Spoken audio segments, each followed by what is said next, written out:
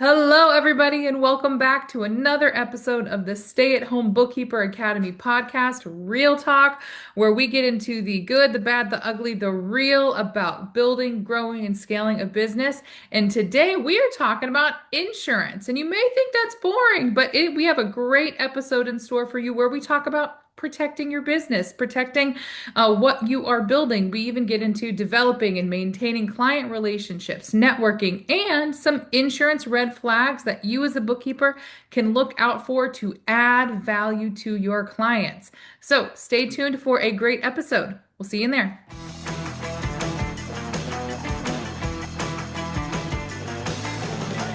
All right, everyone, welcome back to the Stay at Home Bookkeeper podcast. And today we have an amazing guest, Nathan Glass. How are you today, Nathan? I'm doing great.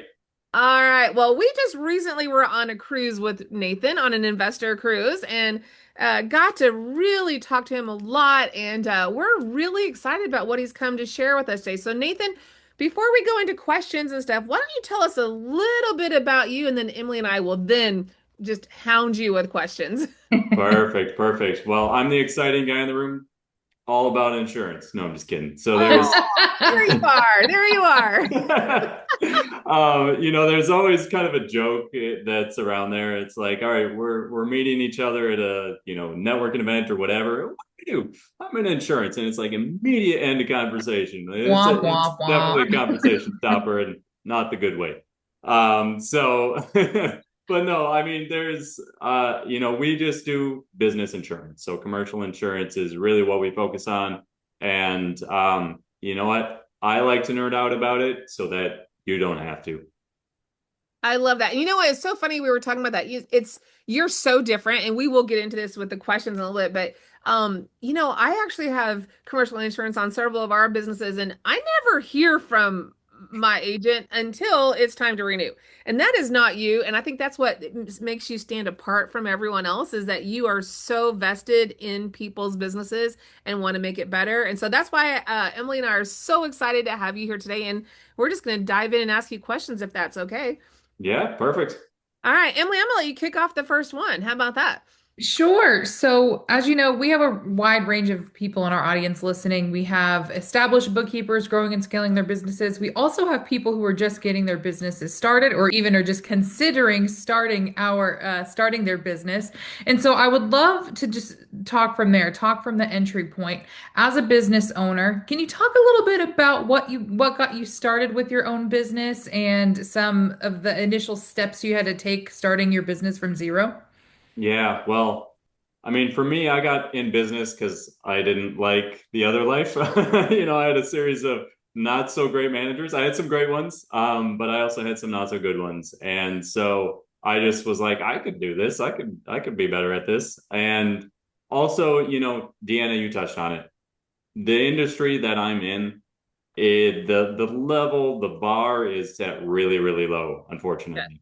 And I think that's when I see successful entrepreneurs, a lot of times they see a problem and it just bugs the living bejesus out of them.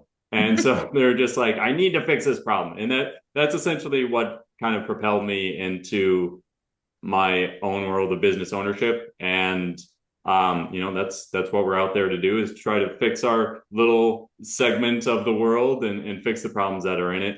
But getting started, we just kind of restarted this iteration, had a business prior to this, exited that, restarted this with a friend of mine. And so year one, we had relationships over here, over here. It was just like, let's throw revenue on the books. And I think that's really indicative of a lot of business owners that get started. They're just, all right, we need revenue on the books over here, over there, whatever. We're just scrapping and trying to put it together. That's what I was gonna say. In Deanna's words, getting scrappy. Scrappy. Yep, exactly. Exactly. And so then, after that, after we kind of went through that process, we started to say, all right, well, what's the next phase of that? And there were a lot of relationships that we had. And so we started to expand into those relationships, get a lot of referrals in. And, I think that's kind of step two for a lot of businesses is after you kind of hit your immediate warm network, then you're starting to expand upon that a little bit. Referrals are normally that next step for a lot of different companies. Stage three really is growing beyond those referral bases, Mm. getting into cold traffic marketing. And so, I think just like bookkeepers, we're very much in a high trust sales environment. You want to make sure that the person that's protecting your assets is doing a good job and knows what they're doing. So the level of trust is pretty high, just like it is with bookkeepers. I mean, with bookkeepers, that's a very intimate relationship. You know exactly what's going on in that business financials. So, obviously, the trust level there is really high. Um, Referrals is a great way to do it. You also need to add to that. So you're not secluded to just one revenue stream. So, since you're mentioning trust and building trust, I think this is a Mhm. great perspective that people will want to hear about. How do you build trust with your clients in your sales process and getting them into insurance? And uh, uh, talk a little bit more about that, building Yeah, trust with potential yeah. clients. Um, I like to think of insurance as kind of a foreign language. It's its own thing, right? And so you might have heard words like workers' comp, general liability, aggregate, deductible, self-insured, all these different words, right? But it's another thing to understand how that translates to you and the business that you're running. And like I said before, protecting your assets. Right. That's kind of the end goal. And so for us, we oftentimes establish that trust factor. I went to school for education. That's really what I do is I educate. And so, there was this client we just worked with a couple weeks ago, new client, and essentially it was, whether or not you're at $500,000 in revenue or $50 million in revenue, kind of the same thing. Is there's a lot of gap in knowledge in terms of what things are. Mhm. And so that education aspect is oftentimes where we at least get the initial trust factor, but Mhm. then it goes beyond that. And Deanna mentioned for us maintaining that relationship and Right. still being there on a consistent basis as opposed to pop up once a year to collect a check, which unfortunately too many in our industry actually do. That's where that trust factor is then built Mhm. upon because we all, nobody wants it to happen, but eventually you're going to call us and you're going to say, hey, something happened. And Mhm. you don't really know until you make that phone call if you've been making the right decision all the way around. Mhm. And so we have to make sure we are building that relationship so that when that phone call comes, we're actually delivering on our promise. Well, I'm kind of internally laughing, but externally not laughing because what, and this is no lie. So last week on our cruise and we were chatting and someone raised their hand and said something about, well, I don't think I need to get, insurance until after the business is running for a bit. And I'm like, no, no, no, no, no. Like, and how many times do you see that? Like, right? And so Yeah. because y'all, true story, no lie, on one of our auto shop acquisitions that we did last year, my husband and I on day one, hour one, so 45 minutes into the first hour of us owning this auto shop, one of the techs ran into the car with another car. Oh, You can't make this up. I mean, right. I I if I remember could that write a phone book, if call. I could write a book about this, like I'm like morning one, day one, hour one, like you're now calling the insurance going, so funny thing about that policy that we did on Friday. Right?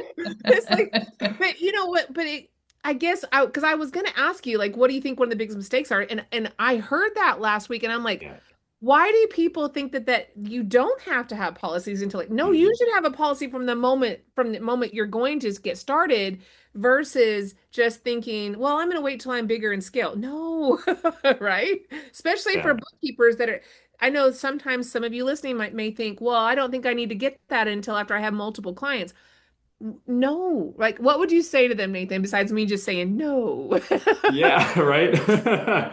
So, I mean, it comes back to the law of large numbers. We do a lot with real estate investors. And so, a real estate investor with 4,000 properties, they're statistically more likely to have one claim over a 5-year period than somebody with one property. Hmm. Both of them have the exposure. It's just a matter of statistical likelihood. Now, I think the thing that so many, especially newer in business or smaller business owners think about is, well, it's not going to happen to me. And it's really easy to be persuaded to that because you're like, I'm not paying for this. Why do I want to spend, $1,000 or a few $1,000s over here? Because it's not going to happen. So I don't have to worry about it. When the reality is, if it does happen, it's not the $1,000. You add a zero or a couple zeros to that, and you could have paid for a lifetime of that policy for what you actually ended up paying out of pocket. Right. Right. Yeah. No, I want to encourage anyone listening because someone mentioned that last week. They're like, "Oh, I'm going to wait till I get several clients." I'm like, "No, no, no! Like, you need this. You need insurance." And I tell you that on the auto side, and I know that because it does happen. You would be shocked. Mm-hmm. You never want it to happen, but you need to be prepared just in case, and you need to protect yourself, right? And it's Yeah. so minimal compared to what it would cost you if something happens and you don't have it. And so I think that's where you have to really look at that. Emily, Yeah. what would our next question to Nathan be here? Well, let's get into that. The first thing we typically recommend our bookkeepers is getting E&O insurance. So, Mm. can you, using your education mindset, explain to our friends what is E&O insurance and why does it matter? So E&O, also referred to as professional liability. So essentially, you make a mistake in what you're doing, and that comes back to bite you, meaning that your client says, hey, you made a mistake over here. Now, as a result, I'm going to sue you. And so it protects you from that lawsuit. Hmm. Hopefully, it's just a small screw up, but sometimes these things, again, have a tendency to inflate, and you can be on the hook for that. So that's kind of what E&O insurance, or professional liability insurance, covers, is those mistakes that you can make on your day-to-day business.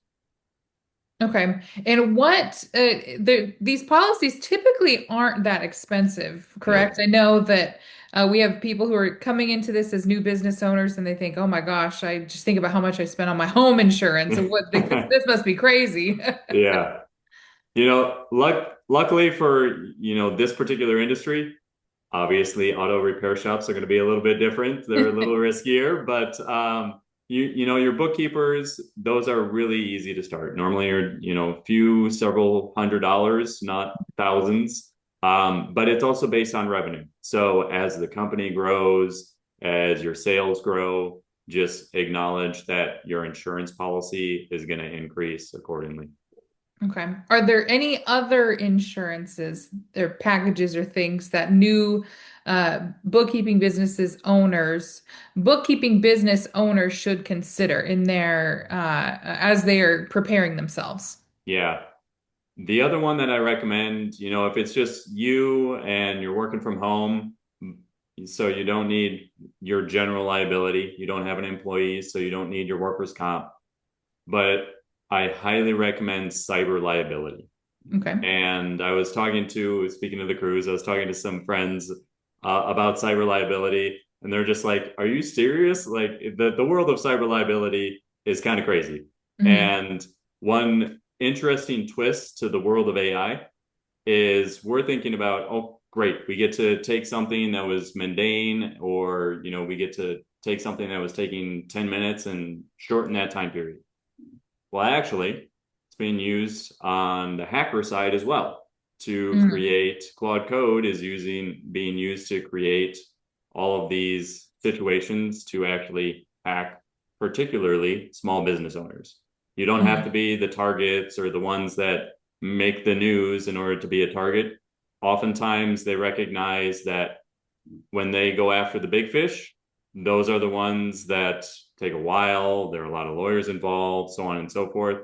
It's easier for them to go after somebody with no defenses up and just go there and get little bits here and there. So, cyber liability, the one thing that I recommend wholeheartedly that you ask if you're getting cyber liability is something called what form is this? Meaning the question should be, is this a reimbursement or is this a pay on behalf of? And what that means is that, let's say you unfortunately have an incident. And so a hacker has your system and they say, all right, well, I need money in order to release it back to you. Oftentimes they ask for it in crypto, so Bitcoin. So if you don't have a Bitcoin wallet set up with enough Bitcoin in it, you got to go about doing that. Then you have to pay it and then submit to the insurance company for reimbursement for that. Insurance companies are not known for paying quickly. So you have to recognize that, all right, it's going to take a while. That's what a reimbursement is. You got to pay it. You got to wait for reimbursement. A pay on behalf of means you call, their lawyers negotiate with it, they pay it so that you don't have to. Much easier process, much quicker, and much, much less stressful. So, cyber liability. Okay. I feel very educated already. I appreciate that. So now we got Bitcoin conversations. I know. Let's talk about crypto. So you talked a little bit about making sure you're asking what form of the insurance it is. Are there any other tips or even risks that you see that people need to watch out for that they don't realize as they're starting a business, especially a virtual business when you're working from home? Maybe you don't have an employee yet. Maybe you have one VA. When you're a smaller business, what are some risks that they may not realize?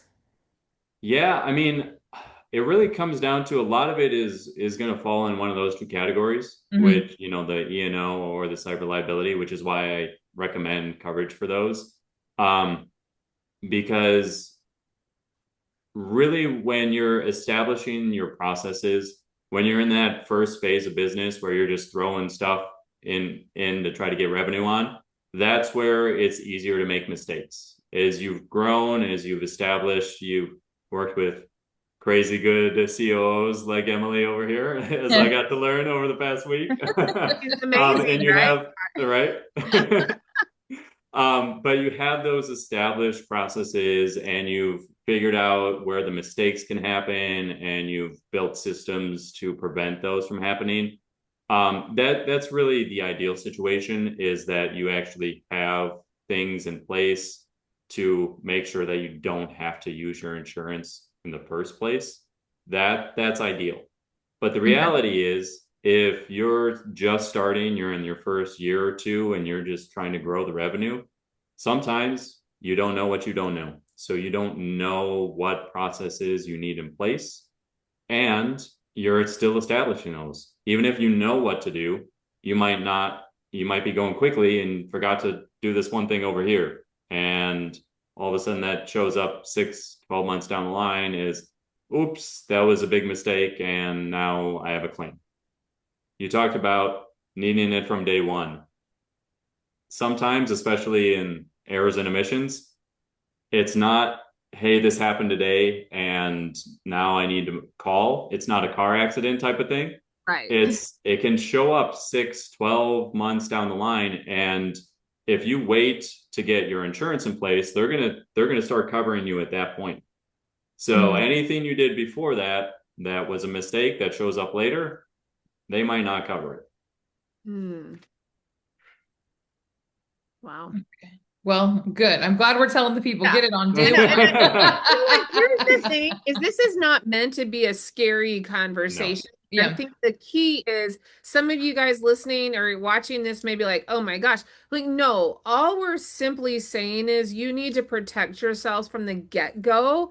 And knowing people like Nathan and having people that can educate you and get you to the right policy and make sure that you are protecting your assets is important from day one. Like, that's what we're trying to tell you. So I know it sounds really scary.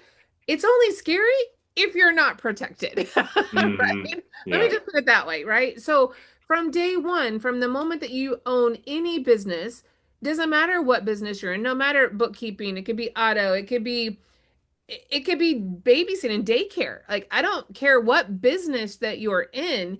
If you are running a business and you own your own business, you should have insurance to protect yourself and protect your family and protect your home and all the things that you love and treasure, right? So that's what we're trying to get at here. And Hmm. I think sometimes we don't even know where to go to look or what to even ask. And that's Yeah. why when we heard from Nathan, we're like, "Oh, Nathan, you've got to come and explain it," because that's why it's important for you to find someone and have a call and a candid conversation and say, "Nathan, what do I need and what do you recommend?" And the thing about Nathan is he's not going to just be like a typical salesperson that tries to sell you everything. He genuinely wants to find what's right for you and your business and make sure you're protected. And that is why we love you, Nathan.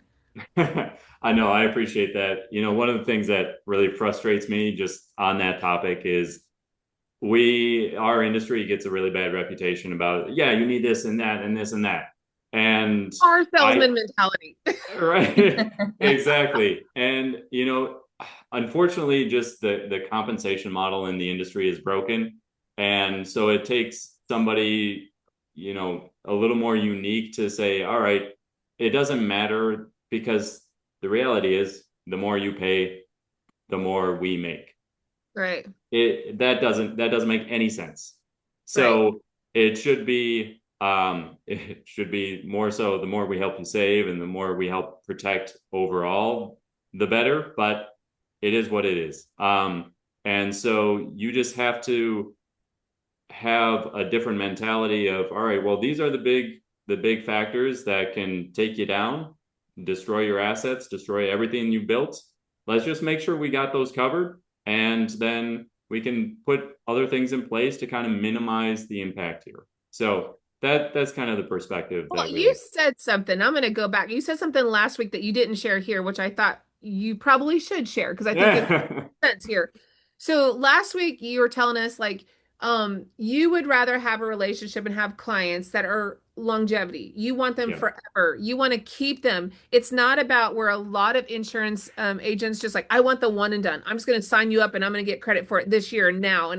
But Mhm. here's the reality is that if you are not feeling supported by your insurance, you might drop them in a year's time. If I know that I have someone like you that's got my best interest and that will share with me throughout the year what I need and what I don't need, and you're not trying to just get a real quick buy everything, Deanna, like sell me the top car. You're just trying to make sure that I'm covered, and then you support me throughout the year with how I'm doing.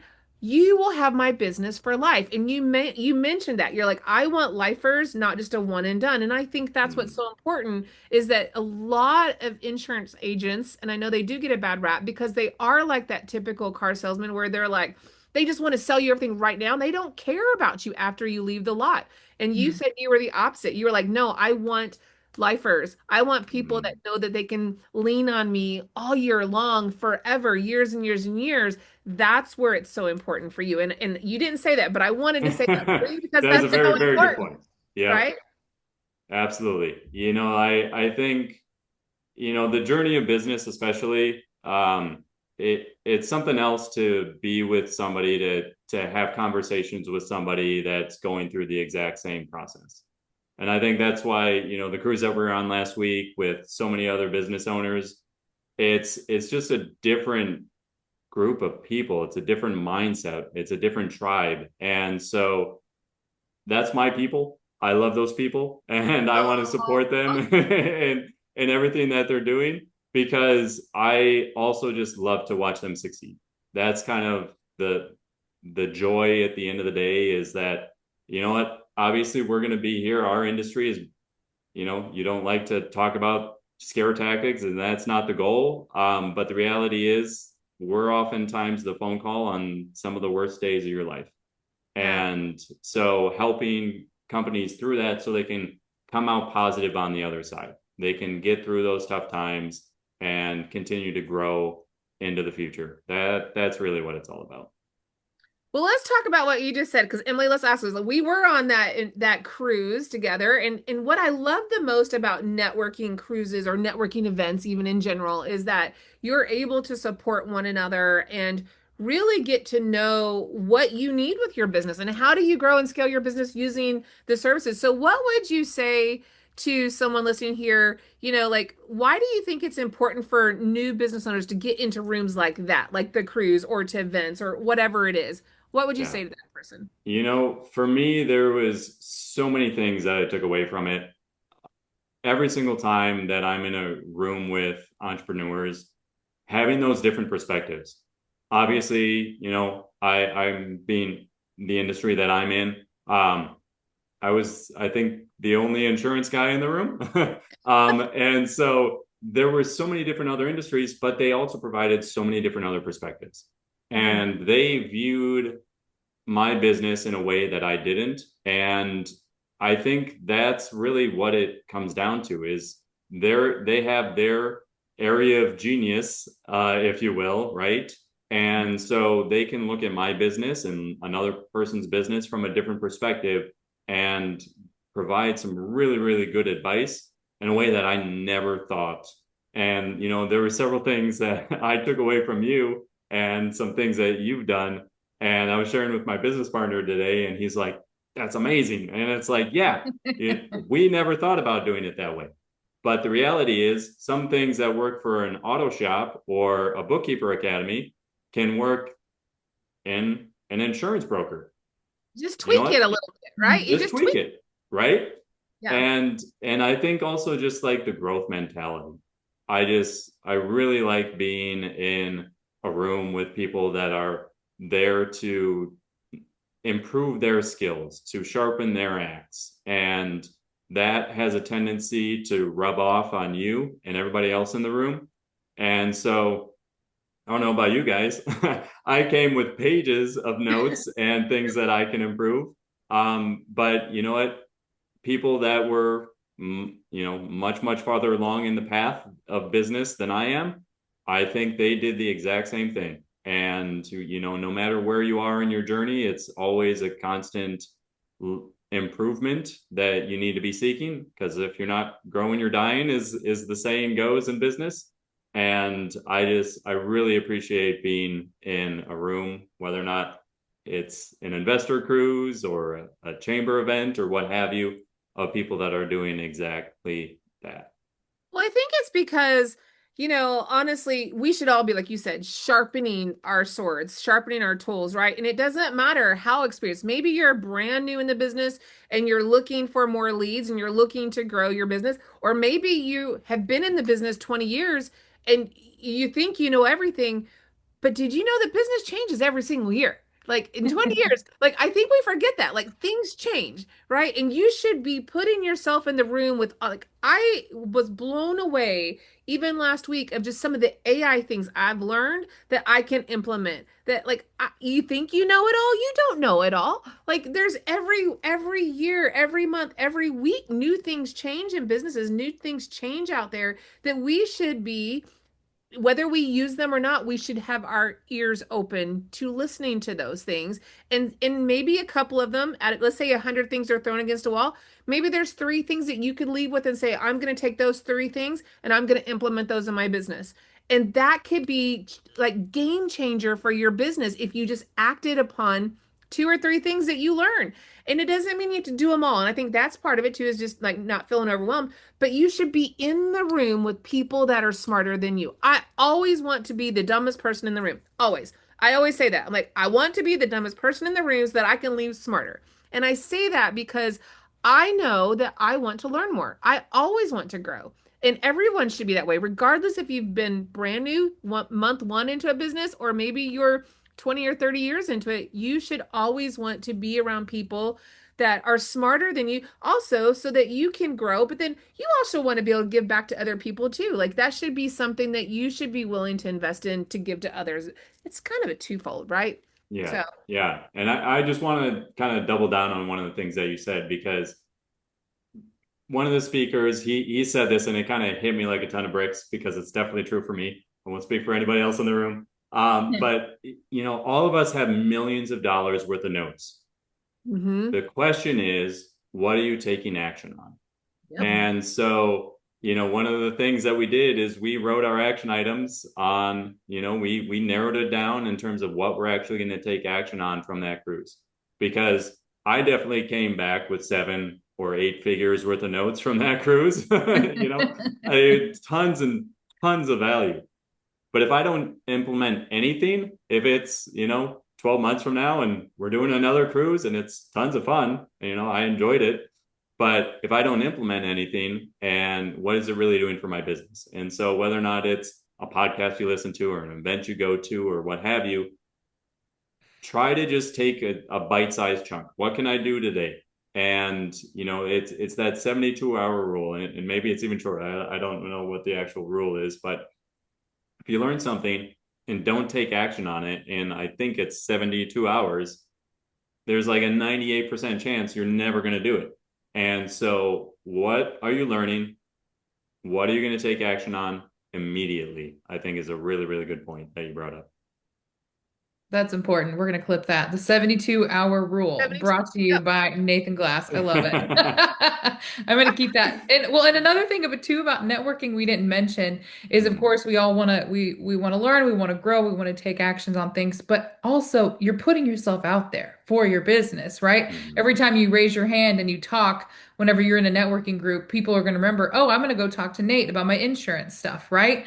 And everybody in the room, they're business owners, they need it for themselves, but they also know other business owners. So putting yourselves in situations where people get to know you, get to know your business, they like you. Deanna talks about her life fitting method, and marketing and networking is just tacos and tequila. People want to work with people that they like, and it's good to put yourself invest in those situations where you are getting to know people so they can learn more about your business and then become that referral network for you. Yeah, yeah. And you brought it up, but it's not an immediate thing. You don't go to one event and then tomorrow you got 10 new clients, right? Mhm. It's a process, it's a relationship. And Mhm. so that consistency that you put into whatever environment that you're going to put it into, whether or not it's a chamber or some sort of group, make sure that you're going consistently and continuing to hone those relationships and develop those relationships, because it's really easy to just meet somebody and let it fall off and never communicate with them. um I, I've been guilty of it. I think a lot of people have. I know I need to get better. But at the same time, I recognize that yes, it's that consistency that then develops a relationship that turns into referral partners and clients and so much more. Yeah, and it sounds like not only do you believe in investing in cultivating those relationships before they're a client, but you Mm-hmm. also do that when they are a client. Like we said at the beginning, you don't, swipe their credit card and then don't talk to them until they No. have a claim that needs to be processed. You nurture the relationship to maintain the relationship as a client. Yeah, absolutely. Awesome. I love that. Okay, we've talked about a lot of great stuff about networking and building your business and just the brass tacks of what you need for insurance for your business. But I would love to end with a couple points about bookkeeping specifically, how you can add value to your clients, something we were chatting about. Yeah. Do you have any red flags that bookkeepers could potentially spot by just looking at financials related to insurance and things like that? Yeah. So there's definitely a few. The first one that I would say is the easiest thing to spot is how much the insurance cost is going up. And so, like I said, if revenue is going up or if payroll is going up and insurance cost is also going up pretty lock in step, that's to be expected. So if a company doubles and their insurance doubles, that's not a big problem. But if the company is staying the same and the insurance doubles, or it all of a sudden it jumps significantly, you just want to figure out what's going on there, because there might be something a little bit deeper that's causing that. The second thing is out of pocket claims expenses. There's just so many situations that I come across where companies say, oh, well, I ended up paying out of pocket for this. Either the insurance company said, no, we're not going to cover it, or they made the conscious decision, yeah, I'm just going to cover it out of pocket. That again is just something you very much want to pay attention to because there's a lot of implications in terms of what is driving that needs to be reviewed. So, I would say those are the easiest things to spot. Big changes in insurance costs, out of pocket insurance costs. Okay. If someone's coming to you and they're brand new at bookkeeping, or maybe they've already had a policy and they're looking to change, Mhm. how do you work with somebody to get them the right policies to make sure that they're fully covered? Kind of just share Yeah. that with the attorney. Yeah. So it normally starts with just a quick phone call, Okay. figuring out, a little bit about what the situation is, 10, 15 minutes. And the reason that we like to start with that is we like to get to know the business. Eventually, we're going to need all the mumbo jumbo. We're going to need all the boring stuff. We need, there are things that the insurance company just needs to know, your payroll, your sales, your yada, yada, yada. We'll get all that later. First thing is getting to know the business and what's going on with the business. Then we collect all the boring stuff, and then we go to all the insurance companies. We work with many, and so then we can kind of decipher from there what the best one, two, three options looks like. So that way we can come and say, all right, we talked about what risks you have. These are the things that we want to make sure that we cover. This is what that would look like in order to make sure it's properly covered. And so then we can just chat through that because, no two insurance policies are the exact same. Right. So it's like, all right, there's a little tweak here, there's a little tweak there, and just figuring out what the best fit for that company is. So that's on the front end. Obviously, as we work with clients, it's more so things that we can do. We are very, very big in terms of helping make sure that clients never have to use their insurance.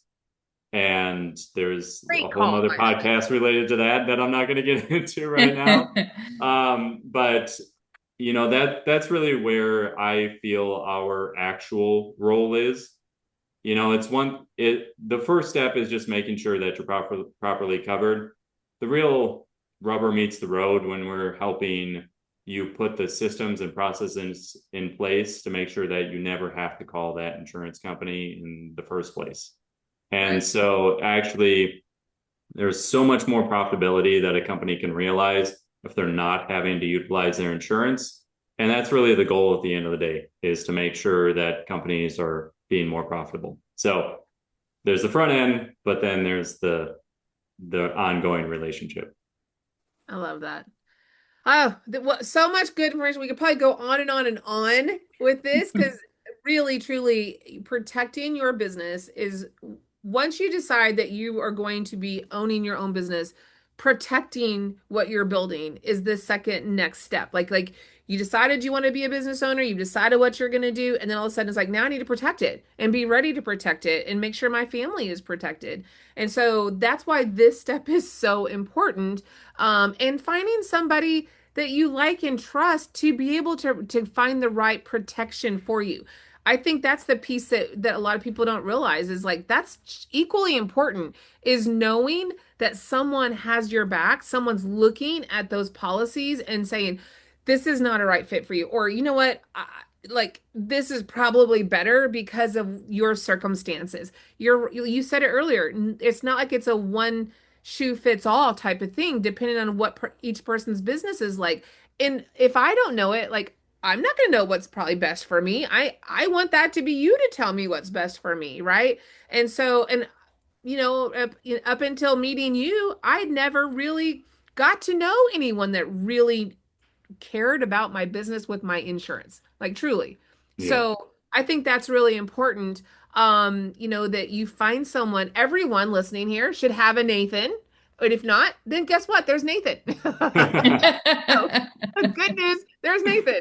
Yeah. So, because you really should be looking at when's my policy due? Am I fully covered? Do I trust the person that is making sure I have the right coverage, right? Because in today's world, things shift and change all the time. Is your coverage making sure that you're protected with that. That Mhm. I can't tell you enough as Bill and I've been acquiring more businesses and we're getting more insurance and more insurance and more insurance. Like we're paying attention to those details because it's what's going to protect us and protect our children, right? And that's Yeah. so important. So, if you're listening and you don't have insurance, call Nathan. I'm going to just plug that in right now. If you are up for renewal and you need to have someone just review your policies, call Nathan. Right? Yep. I And love it. we're And just we're happy to just provide that second opinion. You know, a lot of times we'll come across somebody and it's like, yeah, you're actually in a really good space. Sounds And like the that's guy's good. taking care of you. Perfect. Mhm. That's the most important thing. You know, if you need help, we're here to help. That's Well, and awesome. what I want to piggyback on that is if we need somebody to get in contact with you, what is the best place that they can contact you or find more information about what you do? Yeah, you can go to our website, utopiarisk.com. You can Okay. find me on LinkedIn. That's probably another great way to reach out to me. And then I can also give you my email. We can put it in the show notes. Great. I feel much more educated and I am excited that you have shared lots of wonderful information, not only about protecting your business, but growing your business, developing those relationships with potential clients and your active clients, and really just working together. And I love that perspective. So thank you, Nathan, for being here today. Yeah, thanks for having me. I really enjoyed it. Well, everyone listening, we're super glad that you were able to join us today, and hopefully you learned a little something about protecting your assets. So going that route, and obviously we really want to always make sure that we're adding value that will add to your business. So hopefully we did that today. Also, make sure that if you liked our podcast today, that you share with others, so that we can all wherever you are listening to your podcast from, share with others, and we'd love to grow and be able to bring more guests like Nathan here. Yeah, so share, like, and repost. And Nathan, again, we want to just thank you for being on here today. So really, really grateful for you. Of course. All right. Awesome. Well, Emily, before we go, really quickly, what I would love for us to do is we are going to put the information in the show notes for Nathan. So I would highly recommend that your call to action is that you give Nathan a call and find out whether you are fully protected or not, because we want to make sure that as your business that you have all the coverage that you need. And remember, your path doesn't always have to look like everyone else's, and Nathan's going to make sure that your insurance doesn't look like everyone else's as well. So build your business, create freedom, and be present for what matters most, which is you and your family. Keep learning, keep showing up, and keep taking action. That is what we want to keep pushing you towards, is taking action, whether it's small actions or big actions, just keep taking them. All right, we'll see you on our next show, and you guys have a great week. Awesome. Bye-bye.